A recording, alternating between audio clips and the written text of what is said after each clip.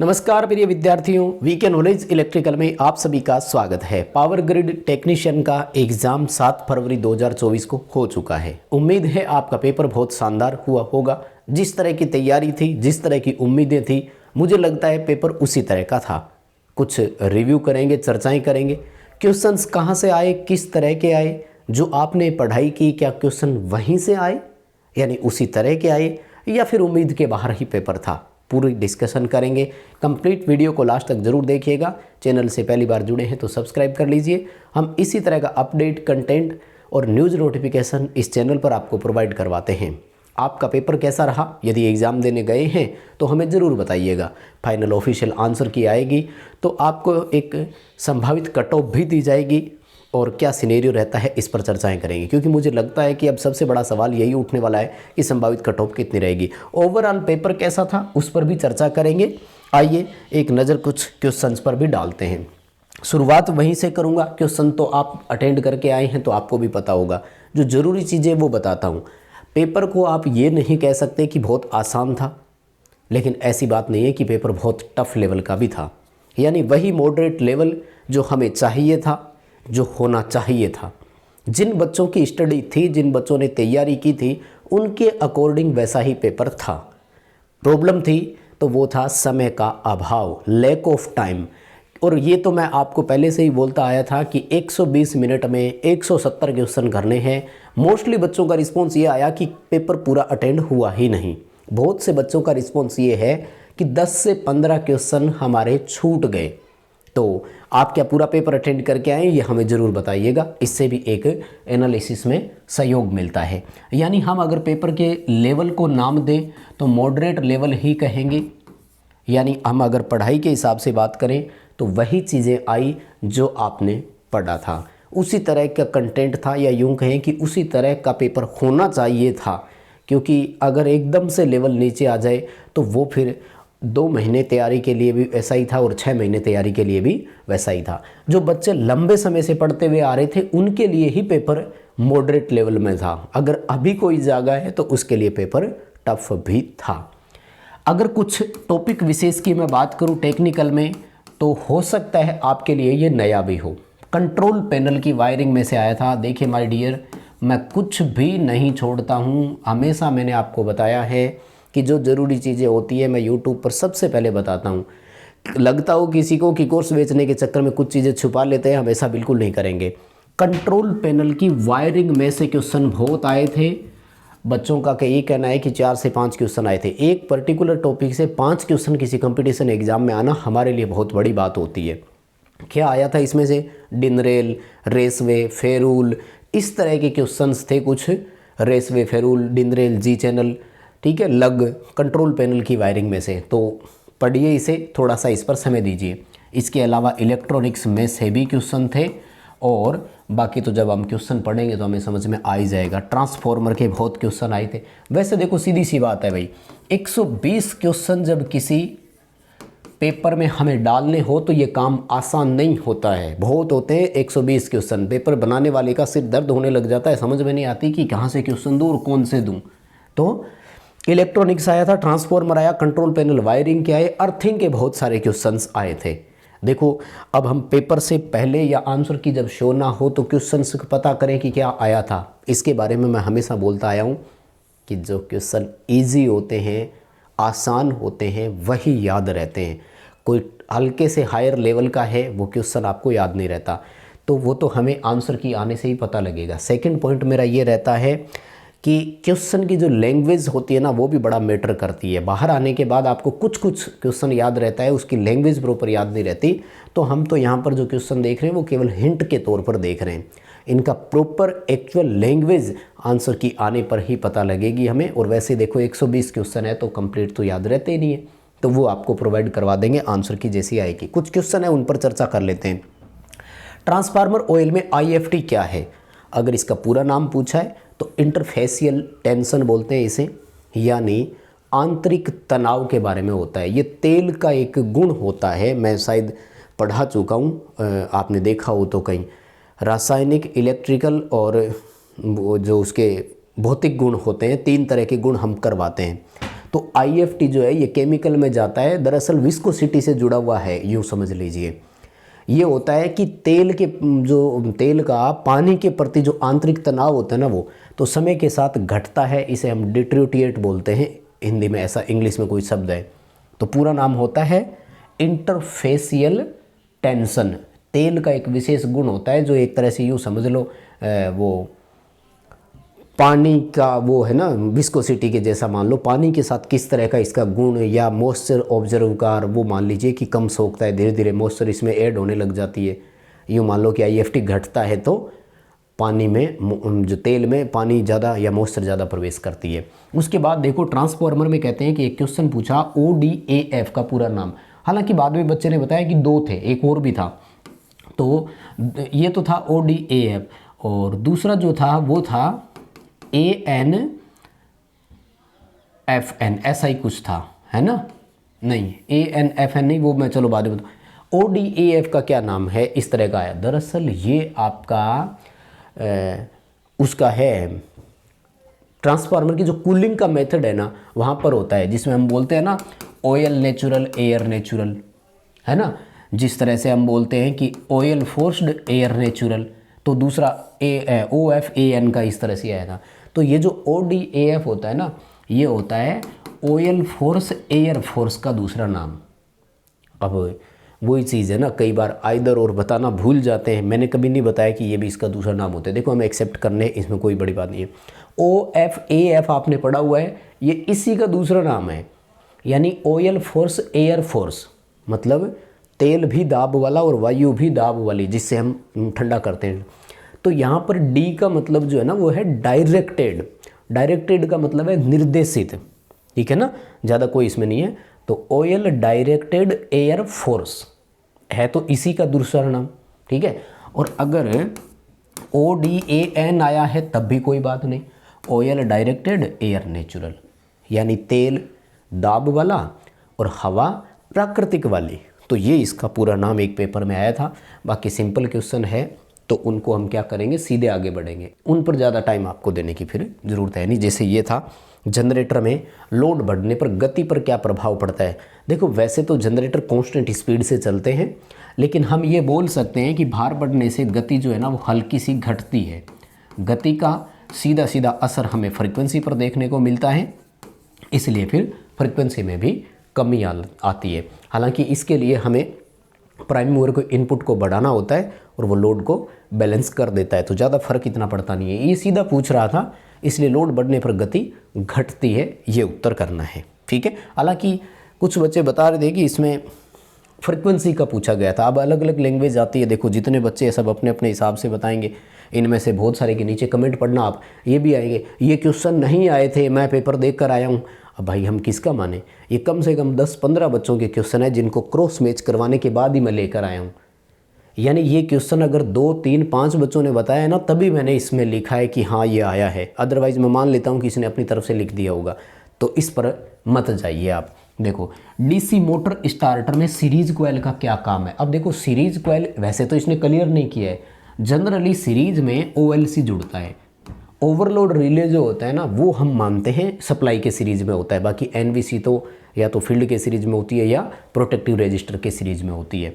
तो overload relay है तो फिर सिंपल सी बात है कि हमें ये ओवरलोड के अगेंस्ट प्रोटेक्शन देना, इसका काम कर देना, यानी अति भार से बचाना। सीरीज कॉइल पूछा, हालांकि वैसे तो देखो क्वेश्चन अधूरा है। किसके सीरीज में, फील्ड के सीरीज में तो NVC है, सप्लाई के सीरीज में तो ओवरलोड रिले है, ठीक है ना। कौन सा था वो एक्चुअल फिर आंसर देखते हैं। ये कंट्रोल पैनल वायरिंग वाला था। देखो कि डिन रेल का उपयोग क्या है। डिन रेल समझते हैं क्या, एक वो पट्टी सी होती है। तो पैनल बोर्ड में बिना स्क्रू के हमें कोई भी कॉन्टेक्टर, रिले, टाइमर, MCB ये सब चीज़ें अगर लगानी हो तो वो डिन रेल का यूजेज होता है। ये क्वेश्चन मैं बहुत बार आपको करवा चुका हूँ, कई जगह मैंने इसको दिया था। प्राइम मूवर का काम क्या है, अल्टरनेटर के मामले में था, बाद में एक बच्चे का मैंने और पढ़ा था। अल्टरनेटर के मामले में प्राइम मूवर जो होता है ना, वो टरबाइन को या जनरेटर को मान लीजिए यांत्रिक ऊर्जा प्रदान करने का काम करता है। यही है जो हमें मैकेनिकल एनर्जी देता है। दरअसल होता क्या है, अगर हम थर्मल की बात करें तो हम स्टीम एनर्जी लेकर आते हैं, ठीक है ना। इस स्टीम एनर्जी को हम पहले मैकेनिकल एनर्जी में कन्वर्ट करते हैं और मैकेनिकल एनर्जी जो होता है वो इलेक्ट्रिकल एनर्जी में कन्वर्ट होता है। तो ये मीडिएटर हमारा प्राइम मूवर ही होता है जो स्टीम एनर्जी लेकर के उसे मैकेनिकल एनर्जी में कन्वर्ट करता है, यानी घुमाना शुरू करता है। सीधे सीधे भाप जो है वो रोटर को नहीं घुमा सकती, वो टरबाइन के ब्लेड को ही घुमाती है ना। रोटर तो इतना भारी होता है, स्टीम से क्या घूमेगा, कोई फर्क नहीं पड़ेगा। विद्युत आग बुझाने के लिए किस प्रकार के अग्निशामक उपयुक्त है? CO2, फोम टाइप और शुष्क पाउडर। ठीक है, तो देखो फोम टाइप तो नहीं आएगा। अगर CO2 और ड्राई पाउडर में आप कंफ्यूज है तो ज़्यादा ऑप्शन CO2 का ही करना, इसी के साथ जाना, संभावना ज़्यादा है आपका CO2 ही सही होगा। उसके बाद देखो सेल टाइप ट्रांसफार्मर में कॉइल का आकार कैसा होता है, ये पूछा था। देखो सेल टाइप ट्रांसफार्मर जो होता है ना, इसमें जो वाइंडिंग होती है उसे हम सैंडविच वाइंडिंग बोलते हैं। लो वोल्टेज वाइंडिंग, फिर बटर पेपर या टिश्यू पेपर यानी इंसुलेशन वाला, फिर high voltage winding. Low voltage, high voltage, low voltage, high voltage, ये चलता है। तो हम इसे सैंडविच बोलते हैं, मिठाई का एक प्रकार होता है। अब सैंडविच का ऑप्शन नहीं दिया, तो इसके अलावा इंटरलीव्ड वाइंडिंग या डिस्क वाइंडिंग 2 प्रकार और होते हैं, वो भी इसने नाम नहीं दिए। बच्चे ने ऑप्शन बताए हैं स्पाइरल, गोलाकार और बेलनाकार, तो फिर स्पाइरल के साथ ही जाएंगे। ठीक है ना, क्योंकि बेलनाकार वाली जो है ना हमारी, ये तो कोर टाइप ट्रांसफार्मर में होती है। गोलाकार या बेलनाकार एक ही बात है। तो स्पाइरल हम इसमें सेल टाइप के साथ ऑप्शन में जाएंगे। और आप क्या करके आए हैं ज़रूर हमें बताइएगा। ठीक है, उसके बाद में देखो, हाँ ये था ONAF में AF का पूरा नाम क्या है, तो ऑयल नेचुरल एयर फोर्स वाला है। ठीक है, ये आपका ANAF भी हो सकता है, एयर नेचुरल एयर फोर्स वाला है ना। नहीं, एयर नेचुरल एयर फोर्स का नहीं होता, sorry, air natural oil force वाला हो सकता है। ठीक है, ये कूलिंग की वीडियो वाले हैं, ये हम कर चुके हैं। RMS मान औसत मान में से अधिक मान किसका होगा, ये कैसा सवाल है भाई। नो डाउट RMS मान ज़्यादा होगा, 0.707 से मल्टीप्लाई करते हैं, औसत मान को 0.637 से मल्टीप्लाई करते हैं। कोई भी वेव हो, हाँ अगर वर्गाकार वेव है तो दोनों बराबर होते हैं। तो इसीलिए मैं कहता हूँ ना, लैंग्वेज बड़ा मैटर करती है। अब इसमें कहीं ये दिया हो कि वर्गाकार वेव में कौन सा अधिक होता है, तो कोई भी नहीं, दोनों बराबर होते हैं। ठीक है, अल्टरनेटर की आवृत्ति ज्ञात करने का सूत्र, कौन बच्चा होगा जिसे ये नहीं आता। मैं लिखूंगा फटाफट, फिर बोलेंगे आप तो फटाफट करा देते हो या हमारे हिसाब से नहीं चलते हो, मतलब जो नए बच्चे हैं। अब इसमें क्या नया बच्चा सीखेगा, अल्टरनेटर की फ्रिक्वेंसी ज्ञात करने का सूत्र तो सबको आएगा। हाँ, डायक और ट्रायक में परतें पूछी थी, आ जाओ भाई, कितनी करके आए होंगे। देखो अगर कॉमन आंसर है तब तो उत्तर करना था 4। अगर एक ही ऑप्शन था, दोनों का अलग अलग नहीं है, तब तो उत्तर करना है 4। कंबाइंड दोनों में 4 बता सकते हो। हालांकि डायक एक ऐसा डिवाइस है जिसमें 3, 4 और 5 परतें भी होती है। ट्रायक में जनरली 5 परतें होती है। अब उत्तर के लिए अगर माने तो फिर डायक में हम 3 परतें ज़्यादा, क्योंकि अगर आप बुक पढ़ेंगे, मोस्टली निमी बुक को अगर आप फॉलो करते हैं तो निमी ये कहता है कि डायक BJT के जैसा ही है, लेकिन फ़र्क इतना सा है कि BJT के तीनों सेमी सेगमेंट इक्वल डोपिंग होते हैं और डायक में जो होता है वो बीच वाला कम डोपिंग का होता है। ट्राइक में आप 5 परतें कर सकते हो, मोस्टली हर जगह 5 ही लिखने को मिलेगी। क्रॉस मैच करवा लेना, पढ़ोगे तो चीज़ें समझ में आ जाएगी। सोल्डरिंग का उद्देश्य क्या है, चालकता घटाना और प्रतिरोध कम करना। ये तो नहीं हो सकता, चालकता बढ़ाना काम होता है, कंडक्टिविटी इंक्रीज करना इसका ऑप्शन हमारा रहता है। तो फिर कंडक्टिविटी तभी बढ़ेगी जब प्रतिरोध कम हो। बच्चे ने 2 ही ऑप्शन लिखे हैं, बाकी तो लिखे नहीं। चालकता बढ़ाने के लिए हम सोल्डरिंग करते हैं ताकि जॉइंट मजबूत हो, प्रॉपर कंडक्टिविटी हो सके, कनेक्शन लूज ना हो, स्पार्किंग ना हो। ये हम इशू वहाँ पर देते हैं। अल्टरनेटर में 4 पोल 1800 RPM है, फ्रीक्वेंसी याद करो। अब देखो कई बार ना, अब जिसको बच्चे को वो पिछला सवाल आ रहा था तो वो ये करेगा, एक ही पेपर में 2 क्वेश्चन एक ही चीज़ से मिले आपको। अगर आपको फ्रीक्वेंसी ज्ञात करने का फॉर्मूला याद है तभी आप प्रीवियस क्वेश्चन का भी आंसर कर सकते थे और इस क्वेश्चन का भी हल कर सकते थे, नहीं तो दोनों ही गए हाथ से। तो 1, 2 कई बार ऐसे ऐसे क्वेश्चन होते हैं जो आपको काम निकाल देते हैं ना। 4 पोल है, 1800 RPM है, और अगर इससे आप देखेंगे तो 60 हर्ट्ज उत्तर आ रहा है। यस, एक नया क्वेश्चन जो सबसे बढ़िया, जो हर बच्चे को पूछना भी चाहिए, सोचना भी चाहिए, शायद दिमाग में नहीं था। सिंक्रोनस मोटर को स्टार्ट करने की विधि कौन सी है। अब बच्चे ने तो क्वेश्चन मुझे लगता है अधूरा लिखा है। सिंक्रोनस मोटर को स्टार्ट करने के मेथड की अगर बात करेंगे तो फिर वो तो डैम्पर वाइंडिंग है। डैम्पर वाइंडिंग के अगर साथ में अगर ऑप्शन देता है तो एसएससी जेई ने 2018 में एक पेपर में सवाल पूछा था। उस दौरान उन्होंने कहा था कि damper with conjunction of star delta starter, यानी डैम्पर वाइंडिंग को स्टार डेल्टा स्टार्टर मिश्रण के साथ आप लगा सकते हो, तो ये ऑप्शन था। लेकिन अगर ऑप्शन नहीं है तो क्या करें, तो फिर इसके लिए better option auto transformer starter है। अगर स्टार्टरों के ओनली नाम दिए थे तो ऑटो ट्रांसफॉर्मर स्टार्टर ही सही होने की संभावना है। बाकी ये नया क्वेश्चन है, जब आंसर की आएगी तो ज़रूर इसमें से आप नया सीखेंगे और ऑफिशियल आंसर आपको पता लग जाएगा। बटन सेल कौन सा है, दीवार घड़ी, कैलकुलेटर और वो लगता है जिसको अपन डिजिटल वाला बोलते हैं। घड़ी में कौन सी मोटर होती है, नियत गति से चलने वाली है, सिंक्रोनस करेंगे। और चौथा ऑप्शन नहीं लिखा, अगर ऑप्शन है तो स्टेपर मोटर करके आना, वो घड़ी में हो सकती है। ठीक है। डेल्टा संयोजन का दूसरा नाम क्या है, डेल्टा को पाई से लिखते हैं और मेश इसका दूसरा नाम है। यही करके आए होंगे ना, मेश ऑप्शन में था क्या बताओ देखे, और साथ में ये पता भी तो लगे ना कि कौन सा है बच्चा जो यहाँ तक क्वेश्चन को देख रहा है। हाँ, ये देखो क्वेश्चन कहता है कि ट्रांसफॉर्मर स्टार स्टार में जुड़ा हुआ था, इसकी वाइंडिंग के कनेक्शन कैसे होंगे, मतलब दोनों सीरीज में, दोनों समांतर में, प्राइमरी समांतर में, सेकेंडरी सीरीज में, ऐसा कोई एक क्वेश्चन था। पहली चीज़ तो देखो क्वेश्चन ही गलत है, क्योंकि स्टार या डेल्टा का सीरीज पैरेलल कहलाता ही नहीं है। एक ऑप्शन इक्विवेलेंट रेजिस्टेंस के लिए अगर बात करें तो फिर प्राइमरी और सेकेंडरी किसी में हो, हम दोनों को सीरीज में लेते हैं। तुल्यांक प्रतिरोध जब भी ज्ञात करते हैं तो दोनों वाइंडिंग सीरीज में लेते हैं। लेकिन अगर बात वो कर ही रहा है ज़बरदस्ती हमें कि नहीं मैं कनेक्शन का ही पूछ रहा हूँ, तो फिर मैं बता देता हूँ। देखो स्टार स्टार में क्या होता है, ये सिचुएशन रहती है, राइट। तो हमारा जो ये वाला बीच वाला पॉइंट होता है ना, ये होता है न्यूट्रल। अब देखो इसको मैं बोलूँ आर फेज और इसको मैं बोलूँ वाई फेज, तो आप ध्यान से समझिएगा पॉइंट को। इस एक वाइंडिंग को क्या मिल रहा है, फेज और न्यूट्रल। इस दूसरी वाइंडिंग को भी क्या मिल रहा है, फेज और न्यूट्रल। तीसरी वाइंडिंग को भी क्या मिल रहा है, फेज और न्यूट्रल। प्रत्येक वाइंडिंग को फेज न्यूट्रल जैसे घर में प्रत्येक उपकरण को मिलता है। तो वो थिंकिंग या उस लेवल पर अगर हम जाएंगे तो फिर ऑप्शन करेंगे समांतर, यानी अगर स्टार कनेक्शन है तो फिर वो समांतर कहलाएगा। हालांकि वैसे स्टार और सीरीज पैरेलल का आपस में कोई रिलेशन है नहीं, मैं क्लियर कर दूं। बहुत जगह हमने पढ़ा है, बहुत जगह देखा है, दोनों का आपस में कोई रिलेशन ही नहीं है।